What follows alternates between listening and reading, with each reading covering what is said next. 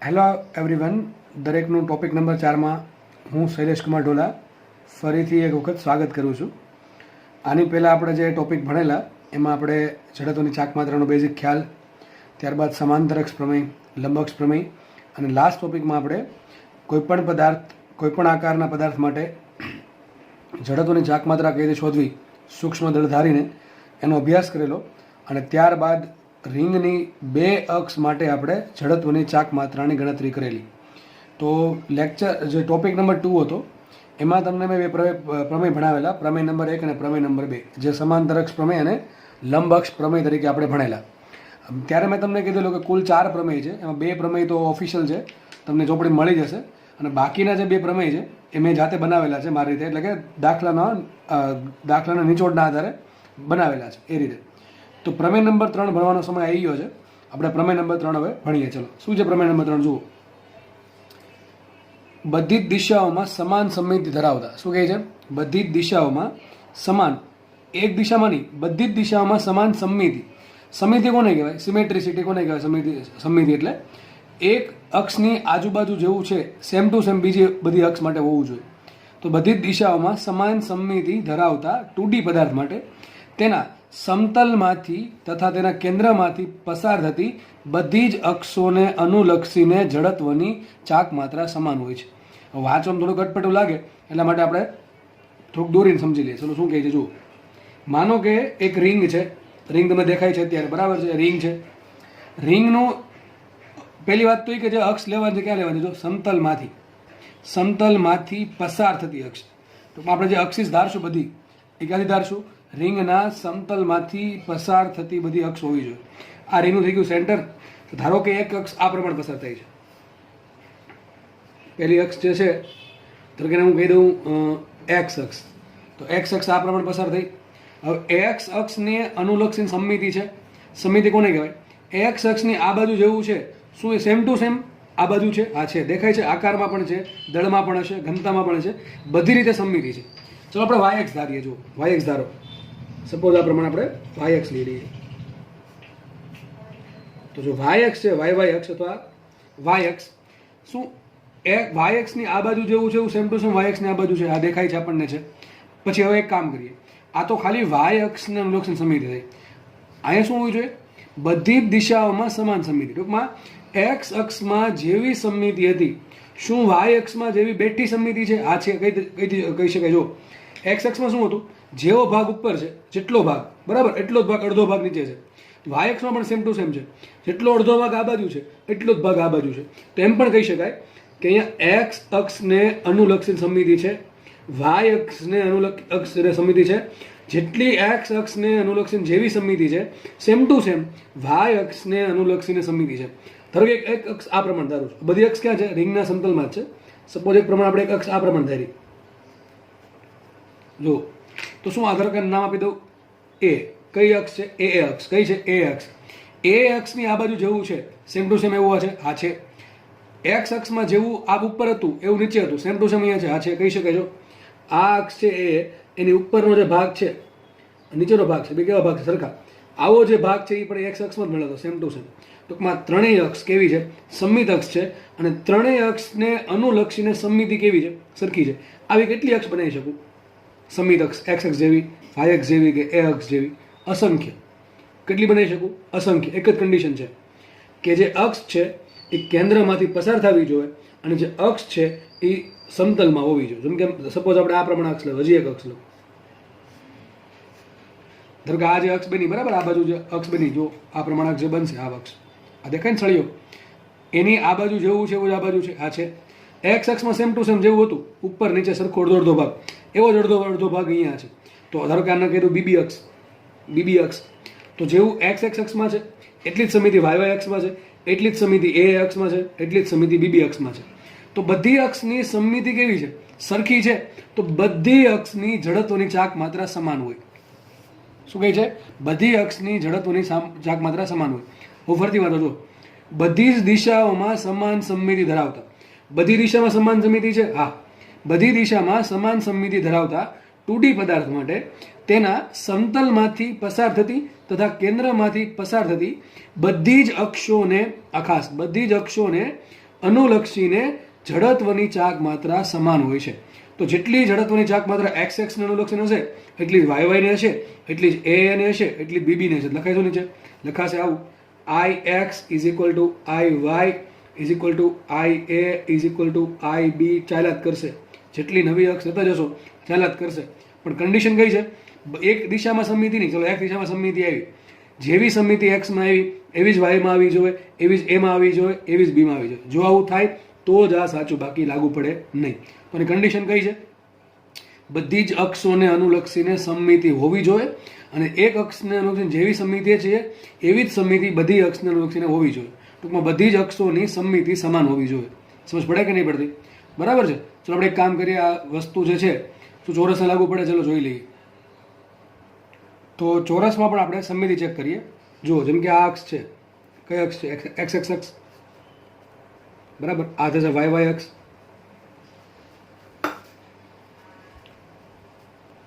જેવી સમમિતિ એક્સ અક્ષમાં છે એવી જ સમમિતિ વાય અક્ષમાં છે. આપણે લાગુ પાડી શકીએ ને? લાગુ પાડી શકશું ને? તો લખાઈશું અહીંયા આઈ એક્સ બરાબર આઈ વાય. શું લખાય અહીંયા? આઈ એક્સ બરાબર આઈ વાય. ચલો તકતી જોઈએ આપણે. તકતીમાં થઈ જવું. જો જેમ કે ધારો કે એક્સ અક્ષ આ પ્રમાણે દોર દો. આ એક્સ અક્ષ લઈ લઈએ. ધારો કે બીજી એક અક્ષ આ પ્રમાણે લઈએ, વાય અક્ષ આ પ્રમાણે લઈ લઈએ, ત્રીજી અક્ષ આ પ્રમાણે લો, એ અક્ષ કે ગમે અક્ષ કહી દો, ટૂંકમાં બી અક્ષ કહી દો. તો બધી અક્ષોને અનુલક્ષીને સમમિતિ છે, અને સમમિતિ બધી અક્ષોને અનુલક્ષીને કેવી છે? સમાન સમમિતિ છે. કેવી સમમિતિ છે? સમાન સમમિતિ છે. તો અહીંયા શું કહી શકાય કે જેટલી બી આપણે અક્ષ ધારેલી છે એ તકતીના સમતલમાંથી પસાર થાય છે, અને બધી અક્ષોની સમમિતિ કેવી છે? સરખી છે. તો બધી અક્ષોની જડત્વની ચાક માત્રા કેવી હશે? સરખી. તો લખાઈશું અહીંયા આઈ એક્સ બરાબર આઈ એ બરાબર આઈ વાય બરાબર આઈ બી. સમજ પડે કે નહીં પડતી? બરાબર. ચોરસમાં પણ કદાચ આ અક્ષ ધારો તમે, તો સમમિતિ સરખી જ છે. જેટલું ક્ષેત્રફળ અહીંયા છે એટલું ક્ષેત્રફળ અહીંયા છે. જેટલું ક્ષેત્રફળ એક્સમાં હતું એટલું ક્ષેત્રફળ નીચે એક્સમાં, ટૂંકમાં એક્સમાં ઉપર જેટલું ક્ષેત્રફળ હતું એટલું ક્ષેત્રફળ નીચે છે. બરાબર ને? એક્સ અક્ષમાં. બરાબર. સેમ ટુ સેમ અહીંયા જેટલું ક્ષેત્રફળ ઉપર છે એટલું ક્ષેત્રફળ નીચે છે. સમજાય ગયું નહીં સમજાતું? ધારો કે આપણે નામ આપીએ એ, તો હું શું કહું છું? એક્સ અક્ષને અનુલક્ષીને ઉપર જેટલું ક્ષેત્રફળ છે એટલું જ નીચે છે, અને એ પણ આમાં જ એવું જ છે. એ અક્ષને અનુલક્ષીને જેટલું ક્ષેત્રફળ છે ઉપર એટલું નીચે છે, અને એક્સ અક્ષમાં જેટલો એરિયા આ હતો એટલો જ એ અક્ષમાં એરિયા આ ત્રિકોણનો છે. બરાબર છે? એટલો જ નીચે છે. ટૂંકમાં એક્સ અક્ષમાં જેવી સમમિતિ છે સેમ ટુ સેમ સમમિતિ એ અક્ષમાં છે. ધારો કે આપણે બી અક્ષ ધારો, તો સેમ સમમિતિ આવશે. લખાઈશું અહીંયા આઈ એક્સ બરાબર આઈ વાય બરાબર આઈ એ બરાબર આઈ બી. કોઈ પણ અક્ષ ધારો એના માટે સેમ વસ્તુ આવશે. પણ શું કન્ડિશન છે? અક્ષ સમતલમાં હોવી જોઈએ, અને એક અક્ષને અનુલક્ષીને જેવી સમમિતિ છે એવી જ સમમિતિ બીજી બધી અક્ષોને અનુલક્ષીને પણ હોવી જોઈએ. બરાબર છે? ચલો આપણે રેક્ટેંગલ માટે વાત કરીએ. કોના માટે વાત કરીએ? રેક્ટેંગલ માટે. ચલો ફટાફટ જોઈએ. જુઓ, માનો કે એક્સ અક્ષ આ પ્રમાણે ધારું. બરાબર. તો એક્સ અક્ષને અનુલક્ષીને શું લંબચોરસ સમમિત છે? આ સમમિત છે. જેટલો એરિયા ઉપર એટલો એરિયા નીચે. વાય અક્ષને અનુલક્ષીને સમમિતિ જોઈ લઈએ છીએ. કોને અનુલક્ષીને? વાય અક્ષ અનુલક્ષીને. શું વાય અક્ષને અનુલક્ષીને સમમિત છે? હા. જેટલો એરિયા આ બાજુ છે એટલો એરિયા આ બાજુ છે. તો દોરવામાં ત્રાસી થઈ ગઈ છે, સમજી શકો તમે. જેટલો એરિયા આ બાજુ હશે એટલો એરિયા આ બાજુ હશે. પરંતુ હવે સાંભળજો, જેટલો એરિયા આ ઉપર એક્સ અક્ષનો હતો એટલો જ એરિયા આ વાય અક્ષમાં એટલો હશે કે નહીં હોય? અથવા તમે જોઈ શકો છો આ લંબાઈ, ધારો કે લંબચોરસની લંબાઈ એ છે, ધારો કે આ પહોળાઈ બી છે. બરાબર. અથવા તમે પહોળાઈ એ ધારી શકો અને લંબાઈ બી ધારી શકો. તો આ લંબાઈ કેટલી થશે? વાય માટે થશે B by two B by two. કેટલી થશે? B by two B by two. પણ એક્સ અક્ષ માટે કેટલી સમમિતિ થાય? A by two A by two. કેટલી થાય? A by two A by two. તો અહીંયા સમમિતિ ભલે વાય અક્ષને અનુલક્ષીને છે, એક્સ અક્ષને અનુલક્ષીને છે, પણ જેવી સમમિતિ એક્સ અક્ષને અનુલક્ષીને છે એવી સમમિતિ વાય અક્ષને અનુલક્ષીને નથી. તો નિયમ અહીંયા લાગુ પાડેલી એમ કહી શકાય I X is not equal to I Y. બરાબર છે? તો કેવા પદાર્થો લાગુ પડે? જે બધી દિશામાં સમમિત હોય, જેમ કે રિંગ છે, તકતી છે, ચોરસ પ્લેટ છે. આવા 2-3 પદાર્થો છે જે 2D છે. તો ટૂંકમાં તમે યાદ રાખી શકો આ જે નિયમ છે પ્રમેય નંબર 3 એ માત્ર આવા 2-3 પદાર્થો જ લાગુ પડશે. કયા કયા? રિંગ, ચોરસ, તકતી માટે. લંબચોરસને લાગુ પડે નહીં, કારણ કે લંબચોરસની લંબાઈ પહોળાઈ અલગ અલગ હોય. બરાબર છે? એવું નથી કે લંબચોરસ સમમિત નથી. સમમિત તો છે જ. વાય અક્ષ પ્રત્યે પણ સમમિત છે અને એક્સ અક્ષ પ્રત્યે પણ સમમિત છે. પણ જેટલી સમમિતિ એક્સ અક્ષ પ્રત્યે છે એટલી સમમિતિ વાય અક્ષ પ્રત્યે નથી. એટલા માટે નિયમ લાગુ પડશે નહીં. કોને? લંબચોરસને. તો જે પ્રમેય નંબર 3 છે એ મોરો લેસ કોને લાગુ પડશે વધારે પડતું? રિંગ, ચોરસ અને તકતીને. કોને લાગુ પડશે? રિંગ, ચોરસ અને તકતીને. આના પરથી આપણે રિંગ માટે હવે નેક્સ્ટ અક્ષ લઈને જડત્વની ચાક માત્રા ફાઇન્ડ કરીએ. નેક્સ્ટ લઈએ આપણે રિંગ માટે. રિંગના આપણે આગળ 2 કેસ સોલ્વ કરેલા, ત્યારબાદ હવે ત્રીજો કેસ સોલ્વ કરીએ રિંગ માટે. જુઓ શું કહે છે, અને આ 100 કેસ સોલ્વ કરવા માટે આપણે પ્રમેય નંબર 3નો યુઝ કરીશું. જુઓ શું કહે છે. અક્ષ પહેલાં પસંદ કરીએ તો આખી જે રિંગ છે, પહેલાં કહી દઉં, રિંગનું દળ કેપિટલ એમ છે અને રિંગની ત્રિજ્યા આર લેશું. બધા કેસમાં રિંગનું દળ, કુલ દળ કેપિટલ એમ, ત્રિજ્યા આર લઈએ છીએ. બરાબર. હવે વાંચીએ આપણે. અક્ષ કઈ છે? રિંગના સમતલમાંથી પસાર થતી. ઓકે, સમતલ એટલે કે અત્યારે જે તમને દેખાય છે એ સમતલમાંથી પસાર થતી અને રિંગના કેન્દ્રમાંથી પસાર થતી અક્ષને અનુલક્ષીને જજા શોધવાની છે. હવે વિચારો કેટલી અક્ષ આવશે? અસંખ્ય અક્ષ આવે. કઈ રીતે? જો પહેલા તો લઈએ રિંગના સમતલમાંથી પસાર થતી. ચલો માનો કે આપણે આ લીધી, આ અક્ષ લીધી. સપોઝ કે વાય વાય અક્ષ કહી દો. કયો અક્ષ કહી દો? વાય વાય અક્ષ. શું આ પ્રમાણે બીજી અક્ષ લઈ શકે આ રીતે? અને કીધું એક્સ એક્સ અક્ષ. વાય વાય અક્ષ પણ સમતલમાંથી પસાર થાય છે, કેન્દ્રમાંથી પસાર થાય છે. એક્સ એક્સ અક્ષ પણ સમતલમાંથી પસાર થાય છે, કેન્દ્રમાંથી પસાર થાય છે. હમણાં સમજાવ્યું એ પ્રમાણે જેટલી સમમિતિ વાય અક્ષને અનુલક્ષીને છે એટલી જ સમમિતિ એક્સ અક્ષને અનુલક્ષીને છે. તો લખું છું અહીંયા પ્રમેય નંબર 3 પરથી. પ્રમેય 3 પરથી શું લખાય? આઈ એક્સ એક્સ બરાબર આઈ વાય વાય, અથવા simple I X is equal to I Y. ચલો હવે મારે કાં તો આઈ એક્સ એક્સ શોધવાનું છે, કાં તો આઈ વાય વાય શોધવાનું છે. મને રિંગ માટે ખબર શું છે? યાદ કરો રિંગનો ફર્સ્ટ કેસ. શું એ કેસ હતો? કે રિંગના સેન્ટરમાંથી પસાર થતી અને લંબ અક્ષ, સમતલને લંબ અક્ષ આપણે સાબિત કરેલું. બરાબર છે. કઈ રીતે? કે રિંગના સેન્ટરમાંથી પસાર થતી અને રિંગના સમતલને લંબ, ટૂંકમાં આવી એક અક્ષ હતી ને, આ રીતે અક્ષ હતી, આ સળિયો દેખાય છે એ ટાઈપની અક્ષ હતી. એને આપણે તમને યાદ હોય તો આઈસી કીધેલું. શું કીધેલું? આઈસી. ચલો આઈસી કેટલું આવે? યાદ હોય તો એમ આર સ્ક્વેર. કેટલું આવશે? એમ આર સ્ક્વેર આપણે સાબિત કરેલું છે. તો પહેલાં એ કહી દઉં કે ધારો કે આ જે અક્ષ છે કઈ છે? જો આ રિંગ કયા સમતલમાં છે? રિંગ અત્યારે એક્સ ને વાય કયા સમતલમાં છે? રિંગ વાય સમતલમાં છે. તો રિંગ વાય સમતલમાં હોય તો જે ઊભી અક્ષ આવશે રિંગને લંબ, એ કઈ અક્ષમાં આવશે? ઝેડ દિશામાં. કઈ દિશામાં આવશે? ઝેડ દિશામાં. અને આ જે અક્ષ છે ઝેડ દિશામાં જે પસાર થાય છે એ શું રિંગના સેન્ટરમાંથી પસાર થાય છે? હા, પસાર થાય છે. બરાબર છે. તો એમ કહી શકાય કે રિંગ એક્સ વાય સમતલમાં છે. લખી દઉં છું એક્સ વાય સમતલ. સમતલ કયું છે? એક્સ વાય સમતલ છે. અને ઝેડ અક્ષ કેવી છે? સમતલ ને લંબ. કેવી છે? સમતલ ને લંબ.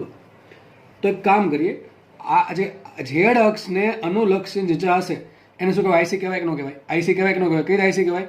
આઈસી એટલે કે સેન્ટર ઓફ માસમાંથી પસાર થતી અક્ષને અનુલક્ષીને જચા, સમતલ ને લંબ જ્યારે હોય ત્યારે. બરાબર. તો આપણને ખબર છે આઈસી બરાબર શું આવશે?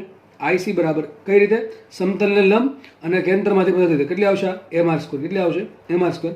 અત્યારે માટે આપણે આઈસી બરાબર શું છે? આઈઝેડ છે. કેમ આઈઝેડ છે? કારણ કે ઝેડ અક્ષ છે એ આમાંથી લંબ રૂપે પસાર થઈને બહાર આવે છે. રિંગ એક્સ વાય સમતલમાં હોય તો રિંગને લંબ અક્ષ કઈ થાય? ઝેડ અક્ષ થાય. બરાબર છે.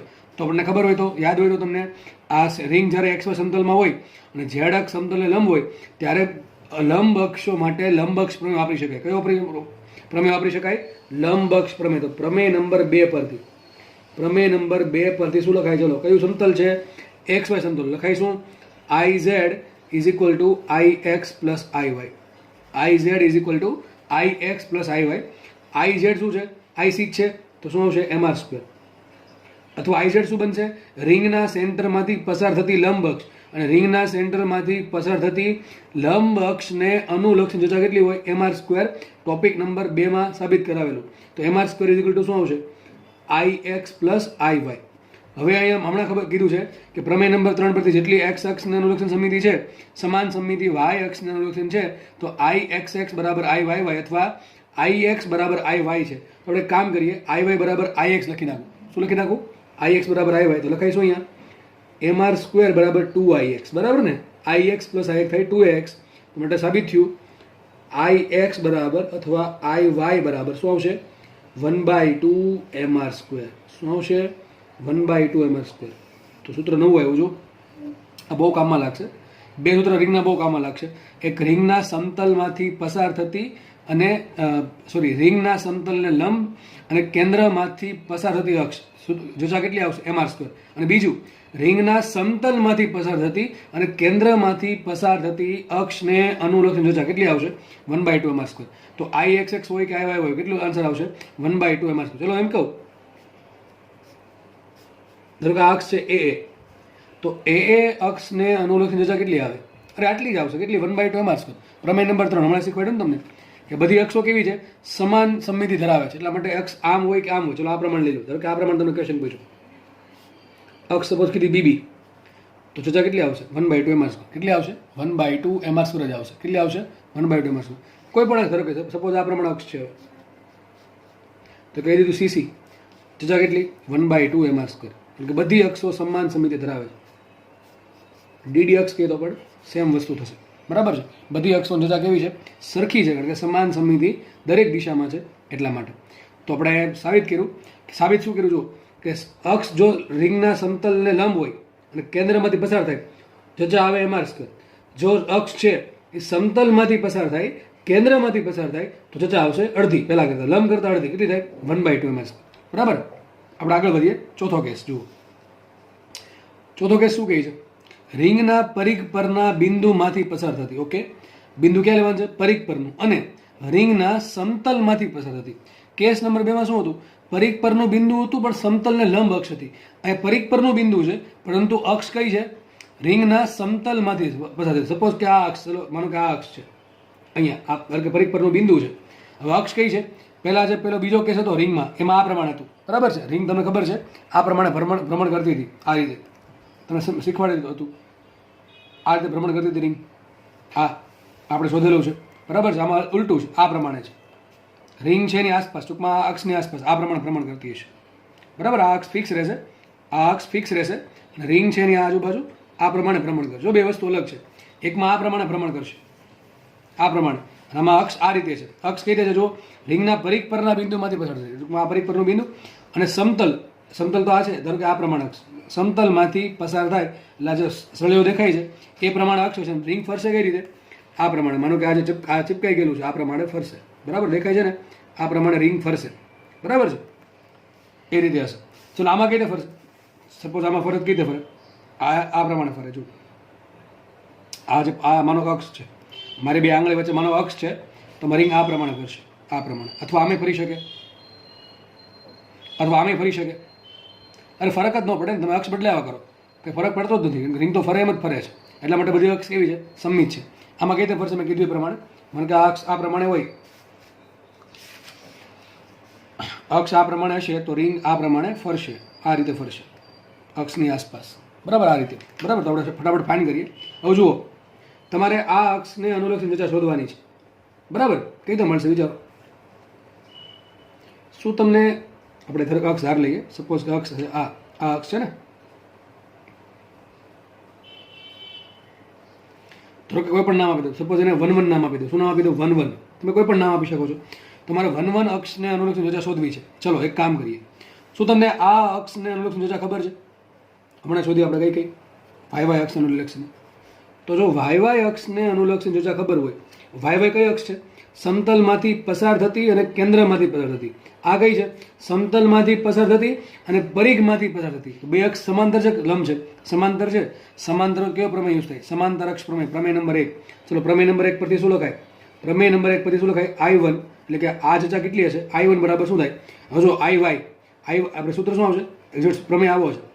I બરાબર IC પ્લસ MD². કયો છે? I બરાબર IC પ્લસ MD². આ IC શું છે?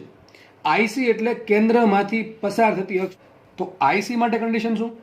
અક્ષ છે એ સેન્ટર ઓફ માસમાંથી પસાર થતી હોવી જોઈએ. કોઈ પણ અક્ષ આમ હોય, આમ હોય, આમ હોય કે ઊભી હોય. કન્ડિશન શું? IC એટલે શું થાય? IC મતલબ કે સેન્ટર ઓફ માસમાંથી પસાર થતી અક્ષને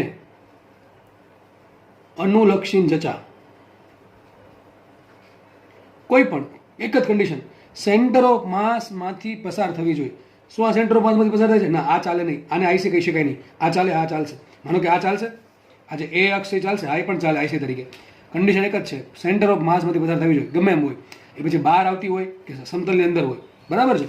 તો મારા માટે આઈ વાય છે એ આ કિસ્સામાં સેન્ટર ઓફ માસમાંથી પસાર થાય છે. તો અત્યારે આઈ વાય વાય જે છે, આઈ વાય વાય એટલે કે વાય અક્ષને અનુલક્ષી દિશા છે એને હું આઈસી કહી શકું. સમાંતર અક્ષ પ્રમેય વખતે સમજાવેલું છે. તો આપણે કિંમત મૂકીએ તો આઈ બરાબર શું આવશે? આઈ વન, અને આઈસી તરીકે શું આવશે? I Y Y. શું આવશે? I Y Y plus M into D square. D એટલે શું થાય? બંને અક્ષો વચ્ચેનું બે સમાંતર અક્ષો વચ્ચે અંતર. ચલો કેટલું અંતર છે આ બે વચ્ચે? આર. કેટલું છે? આર. તો શું આવશે અહીંયા? Plus M R square. મૂકીએ કિંમત. તો આઈ વન અથવા I one is equal to I Y Y. I Y કેટલા છે આપણને ખબર છે? કેટલા છે અહીંયા? હાફ એમ આર સ્ક્વેર હમણાં સાથેનું. તો શું આવશે અહીંયા? I Y Y is equal to half M R square. તો આવશે half M R square plus M R square. બરાબર. હવે જો આખા એમ આર સ્ક્વેરમાં અડધો એમ આર સ્ક્વેર ઉમેરો તો કેટલું થશે? I one is equal to 3/2 M R square. સાબિત થઈ ગયું. મતલબ સાબિત થયું આપણે કે રિંગના સમતલમાંથી અને પરિઘના પરના બિંદુમાંથી પસાર થતી અક્ષને અનુલક્ષી નીચે આવશે 3/2 એમ આર સ્ક્વેર, એટલે કે 1.5 એમ આર સ્ક્વેર. ચલો, રિંગના સમતલમાંથી પસાર થતી અને કેન્દ્રમાંથી પસાર થતી અક્ષને અનુલક્ષી નીચે કેટલી આવે? 0.5 એમ આર સ્ક્વેર. બરાબર છે. તો રિંગના બધા જેટલા બી કેસ છે બધા તમને સોલ્વ કરાવી દીધા. ધારો કે તમને હવે આમ પૂછે, માનો કે આપણે દાખલો જ ગણી નાખીએ. ચલો, એક રિંગ છે, એની ત્રિજ્યા આર છે, દળ એમ છે. હવે આ રિંગના કેન્દ્રથી 3r અંતર દૂર આવેલી 1 અક્ષને અનુલક્ષીને તમારે જજા શોધવાનો. દાખલો માનો કે આવો પૂછાણો નીટ 2021માં કે 20માં આટલો દાખલો આવ્યો, તમે શું કરશો? ચલો તો વિચાર કરો. મારે આ અક્ષને અનુલક્ષીને જજા શોધવી છે. તો આપણે એક કામ કરવું પડે. હવે આ અક્ષને સમાંતર અક્ષ હોય અને સેન્ટરમાંથી પસાર થતી હોય, એ અક્ષને અનુલક્ષીને જચા જો મને મળી જાય તો સમાંતર અક્ષ પ્રમેયનો યુઝ કરી શકું. તો એક કામ કરાય, આ જે અક્ષ છે એને સમાંતર સેન્ટરમાંથી પસાર થતી અક્ષ દોરવાની. જેમ કે આ થશે કે નહીં? આ તરીકે શું આપણે નામ આપ્યું હતું? Y Y. ચલો, વાય વાય અક્ષ છે. હવે તમને વાય વાય અક્ષને અનુલક્ષીને દિશા શોધવી પડે. જો આઈ વાય વાય મળી જાય, હવે આઈ વાય છે એટલે કે વાય અક્ષને અનુલક્ષીને દિશા જે છે એ વાય અક્ષ ક્યાંથી પસાર થાય છે? સેન્ટરમાંથી પસાર થાય છે. તો આઈ વાય વાયને હું આઈસી ગણી શકું સમાંતર અક્ષ પ્રમેયમાં. તો સૂત્ર શું આવશે? ધારો કે આ જે આપણે શોધવાનું છે આઈ વન. તો આઈ વન બરાબર આવશે આઈસી પ્લસ એમડી સ્ક્વેર. બરાબર. ચલો, આઈસી શું આવશે? આઈ વાય વાય આવશે. I Y Y plus M into D. D કેટલા છે? બે વચ્ચે અંતર કેટલો આવશે? 3r square. તો આવશે 3r આખાનો વર્ગ. થશે કે નહીં આવું? ચલો આગળ વધીએ. તો આપણે જો તો આઈ Y Y plus M into 3r square થશે કે નહીં? ચલો આગળ વધીએ. તો હવે આઈ વાય વાય શું છે? What is I Y Y? I Y Y શું છે? કે રિંગના સમતલમાંથી પસાર થતી અને સેન્ટરમાંથી પસાર થતી અક્ષ. ચલો માનો તમને યાદ નથી, તમને આઈ વાય વાય યાદ નથી રિંગ માટે. ચલો કેટલો આવે? તો એક કામ કરવાનું. એક તો તમારે વસ્તુ યાદ રાખવી પડશે કે રિંગના સેન્ટરમાંથી પસાર થતી લંબ અક્ષને અનુલક્ષીને દિશા કેટલી હોય? એમ આર સ્ક્વેર હોય. કેટલી હોય? M R square. હવે આઈ વાય વાય ને આઈ એક્સ એક્સ બે અક્ષ મળે. લંબ અક્ષ પ્રમેય વાપરવાનો પહેલા. જેટલું આઈ એક્સ એક્સ હોય એટલું આઈ વાય વાય હોય. તો આઈ વાય વાય કેટલું આવશે? આઈ ઝેડ બરાબર I X plus I Y. I Z બરાબર I X plus I Y. એમાં આઈ ઝેડ થશે એમ આર સ્ક્વેર અને આઈ એક્સ બરાબર આઈ વાય વાય હોય. તો આપણે ખબર પડી ગઈ કે આઈ એક્સ બરાબર આઈ એક્સ શું લખાય અહીંયા? આઈ એક્સ બરાબર આઈ વાય બરાબર કેટલા આવશે? આઈ ઝેડ કરતાં અડધું. કેસ નંબર 3 ભણાવેલો છે. કેટલો આવશે? I Y Y M R square by 2. તો આપણે આઈ વાય વાય મૂકીએ. કેટલું આવશે? M R square by 2 plus M રાખીએ 3 નો વર્ગ 9 આર સ્ક્વેર ને. ચલો મૂકીએ કિંમત. 9 દુ 18 ને 19 કેટલા આવશે? 9 દુ 18 અને 19 તો શું આવશે? 19 એમ આર સ્ક્વેર ભાગ્યા 2. આ તમારો જવાબ આવે. આ ક્વેશ્ચન જે છે એનો આન્સર શું આવશે? 19 એમ આર સ્ક્વેર બાય 2. ટૂંકમાં કોઈ પણ ધર્મનો દાખલો પૂછાય, આ 4 પ્રમેયના આધારે જે 3 પ્રમેયના આધારે આપણે જે 4 કેસ લીધા રિંગ માટે, એવા તમને કોઈ પણ કેસ પૂછી શકે છે. બરાબર. આ અક્ષ ગમે નહીં આપે તમને. સમજ પડી ગઈ? સમજ પડે કે નહીં? તો હજી એક દાખલો શીખવાડું. ક્વેશ્ચન તમારી સામે છે, તમે ચાહત હોય તમારી તો જાતે ટ્રાય કરી શકો છો. ક્વેશ્ચન એમ છે કે રિંગની આ જે અક્ષ છે, આ અક્ષ રિંગ જો એની અનુલક્ષીને ફરતી હોય તો એને અનુલક્ષીને રિંગની જચા કેટલી હોય? ચલો વિચારો. મારે 2 અક્ષને અનુલક્ષીને જચા શોધવી છે.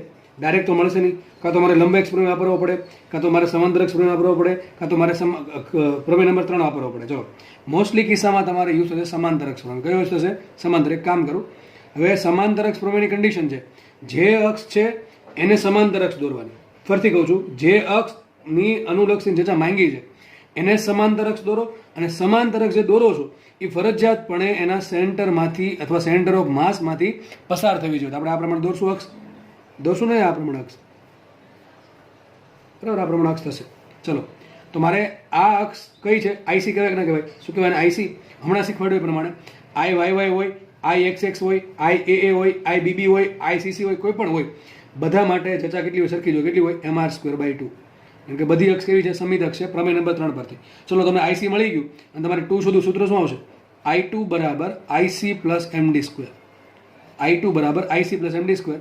તો I2 બરાબર શું આવશે, આઈસી, આઈસી કેટલા છે mr²/2, કેટલા આવશે mr²/2 પ્લસ એમને રાખીએ ઇન્ટુ ડી, ડી શું છે r/2, ડી શું થાય, બે પેરેલલ અક્ષ વચ્ચેનું અંતર, બે સમાંતર અક્ષો વચ્ચેનું કેટલું અંતર છે r/2, તો આવશે અહીંયા r/2 આખાનો વર્ગ, બરાબર. મુખ્ય કિંમત તો શું આવશે અહીંયા mr²/2 plus m into r²/4, બરાબર, આવું થશે.